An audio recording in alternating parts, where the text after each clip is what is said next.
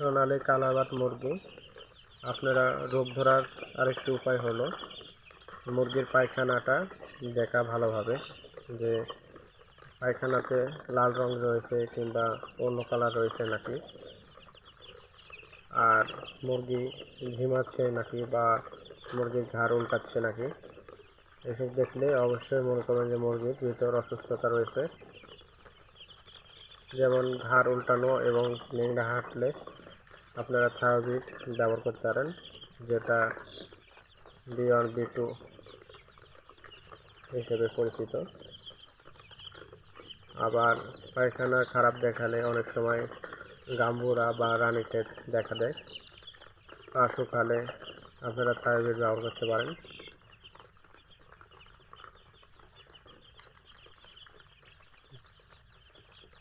আমার এখানে 1000 পিস কালারবাট মুরগি রয়েছে।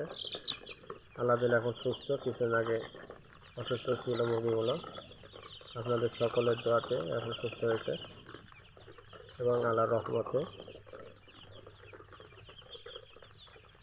যদিও আমার ফোনের ক্যামেরাটা একটু খারাপ, আপনাদেরকে সুন্দরভাবে ভিডিওগুলো দেখাতে পারি না।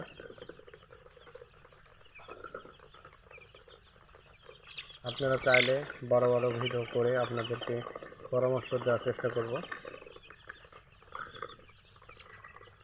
কারো ভিডিও দেখে বা পরামর্শ নিয়ে হুট করে মুরগি খামার করতে যাবেন না, বা আমার কেন ভিডিও দেখেও হঠাৎ করে মুরগি খামার করতে যাবেন না, এতে লস খেয়ে যাবেন। সঠিক পরামর্শ এবং অভিজ্ঞ মানুষদের কাছে পরামর্শ নেবেন,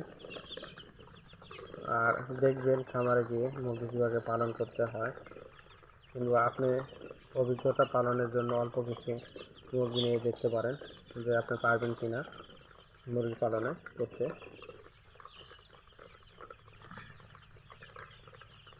আমার পিছনে আরও মুরগি রয়েছে, হয়তো বা ক্যামেরা খারাপের জন্য দেখাতে পারছি না। আর এই চ্যানেলটিকে অবশ্যই সবাই সাবস্ক্রাইব করবেন এবং বেশি বেশি শেয়ার করবেন, যাতে সবাই দেখতে পায়। আমার ইউটিউবেই প্রথম ভিডিও শুরু করেছি, এর আগে কোনো চ্যানেলে বা পেজে ভিডিও ছাড়ি নাই।